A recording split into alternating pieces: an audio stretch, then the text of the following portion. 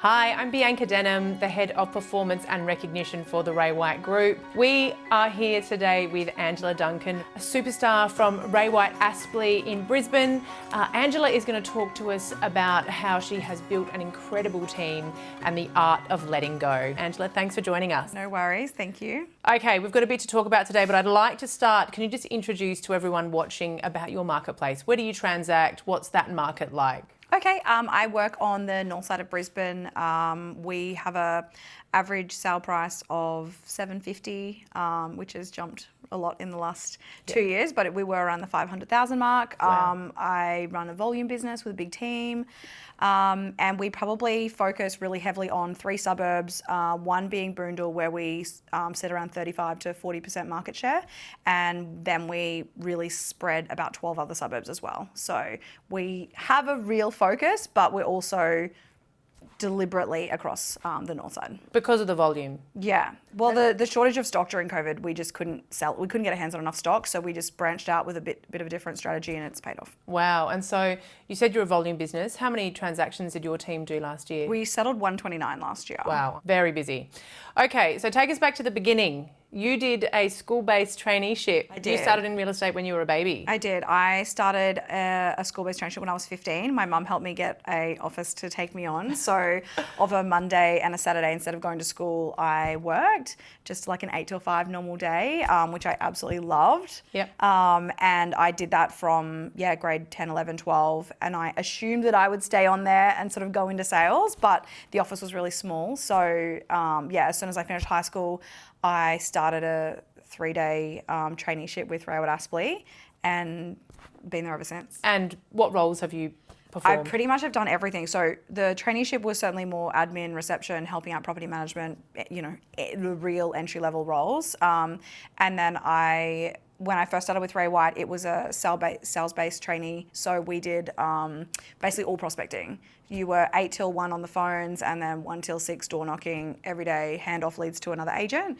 And I did that for a couple of months. Obviously, it was a post-GFC market. There was a lot more money in the offices to have these huge prospecting teams. And I went from there to be a personal assistant to the sales manager at the time, which I did for a couple of months. And I don't remember exact transition, but I know that I met someone that wanted to sell a house, and I basically went out and signed it up and came back, and I was like, I'm an agent now. So sort of very quickly went out. I was independently selling pretty well before I was 19. Wow. Yeah. And at 19, you put your first associate on. I did. So what was that like? Like, I just look back and don't even understand realistically now. I remember going to Macca training, going get a PA, and I was like, yep, I've got 5 open homes, or I need more help. And I knew I needed help on a Saturday. I had no idea what to do with someone during the week, but there was this really cool opportunity where there was an agent in the office who he was great at listing and prospecting, but just couldn't really get the vendor service and couldn't get the price reductions and sort of spinning his wheels. So I asked him to work for me, and it was like an awesome hire. So for the first, I think that was probably a 3 or 4 month relationship that started, was like my first PA. Arguably, that was actually the perfect structure. Yeah. Your career's really interesting. It's just continued to grow. Pretty much year on year, you've had consistent 10, 15, 20, 25% growth, and then around 18, 19, your business just goes to the next level. What happened at that point? I think there's a couple of factors. One is when I had my first child, which she was born in 2017, I came back to work pretty quickly. I always wanted to and sort of planned on it, but I just had this whole new appreciation for time management, and I became an absolute dragon for people distracting me. Like, if you came into my office and tried to just have a conversation, I was ruthless and was like, absolutely not. If I'm going to be away from my daughter, I'm here to work, and I will just separate that time. So I really got a handle on that accountability and like, get in and do your work and get out. So that obviously had a pretty big impact anyway. But I really spent like years mucking up assistants and not necessarily being a good boss or working out what to do with people. So around that time is when I really started to get some consistency with staff, having someone that was there for me for a couple of years who really, we were in unison.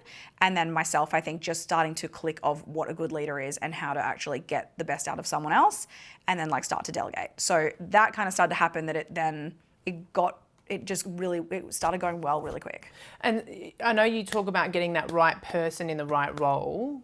Who Yeah. was that person and what was the role? So I think even in that, it was probably more about the stability, but it was having someone that was focused on the database, having someone that was focused on more of a lead generation, where I felt like for years I dabbled in having administration staff and hiring people that go, I want to be you, but then you get them doing letterbox drops and folding letters and mail mergers and nothing that's dollar productive. So then they get 3 to 6 months in and they're like, I hate this job. Or you get 3 to 6 months in and you're like, you're costing me a fortune and making me nothing. So it was just that light switch to go, actually, what do I want from you and how do I communicate it? Because half the time when people left and you sort of evaluated, you're like, they actually didn't know what I wanted because I didn't know what I wanted. Yeah. So yeah, I had Jackie with me. She ended up working with me for 5 years. Wow. And then I started to have a series of other assistants that were always like a year or 18 months, 2 years, to where we are now. And so you mentioned about getting clear on what you wanted as a leader. Yeah. What was that? What did that look like and how did you find that? Because it's so hard. I think it probably hasn't changed too much for us now, but it like for me, it's literally just sitting down with a pen and paper and writing out everything that needs to happen in the business and then literally being like, okay, I'll just pick the fun stuff and then what else needs to happen, but who can do it? So just highlighting what needed to be done, but yeah, then just getting really clear on that's your job.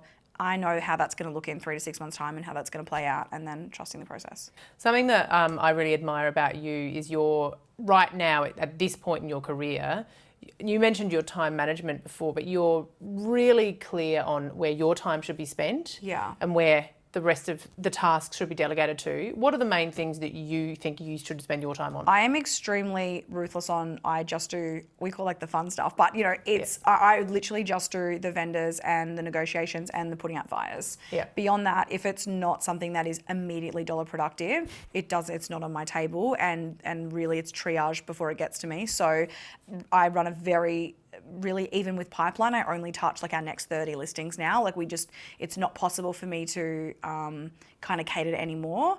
And obviously the market's changing. So we're back out to holding, 20, 30, 40 pieces of stock. So that's my entire day beyond now business. So anything that's keeping a deal together or coming on the market right now. Otherwise it's not for me to deal with. Wow. So was that hard to let go? Was it hard for you to go, no, but no one can do this as good as me? How do you give that to someone else? I feel like, again, like I mucked it up for years. And then when I had Amelia, the choice was taken away from me. Yep. So it was like, do I stop making money or do I just have to? So I wouldn't say it was an easy transition, particularly like just after having a baby. But as soon as I saw that the right people actually, it's fine, the world keeps spinning, then it probably got really addictive to be like, actually, I can get a lot of stuff done that's not mine. So even now there's still things that I probably could let go of more, but we've sort of found that, that balance of what makes me comfortable and what everyone gets enough touch on. So what are the roles in your team right now? You're a team of 4? So we're a team of 4. We've very recently gone from 5 to 4, which is a little bit of a transition of the market changing as well. Like during COVID and selling 5 houses a week, like it was hectic. We needed an extra body. Whereas now I think we've calmed down and kind of absorbed a bit more of the roles and got a bit more smart about how we handle the time. So plus I think like there is this natural attrition of 3 to 4 years for a really good assistant to just, you both get complacent. So we've had like a really good amicable departure of my 5th person. But now I have 1 full-time EA administrator, anything admin-wise, paperwork, marketing, anything client service related, so office-based. And then I have 2 full-time sales associates who probably rotate a little bit in who's my 2 IC depending on where the stock's held, but their jobs are just to bring in 2 listings a month. They help me process in any capacity, run our database, run our just listed and just solds, but bring in 2 listings each themselves, which they can go and list themselves or they can ask me to help. It really depends on what they want for that, and we just keep it really simple. And what's the progression for them in your team beyond that?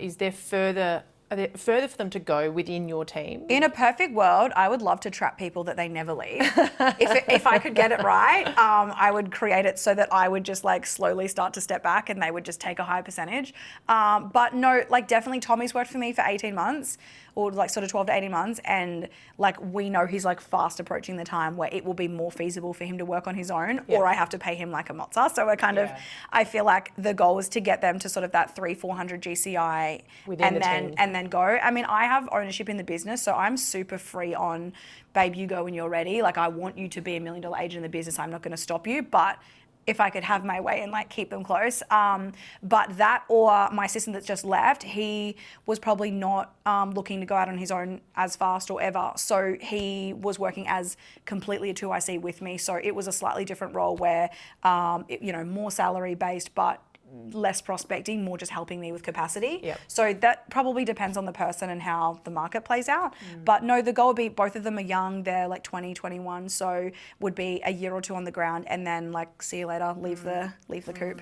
What are the attributes that you look for in a good team member? Just attitude. Attitude. Yeah. Everything else you can teach. Yeah, I like hard work, but hungry, want it, just a real like hustler, a bit of a bulldog attitude. The rest of it is obviously like respect, but yeah, no, like any of the people that interview well that like talk so cheap, but like just someone that's going to get in and do it and someone that's going to appreciate the opportunity that they've got.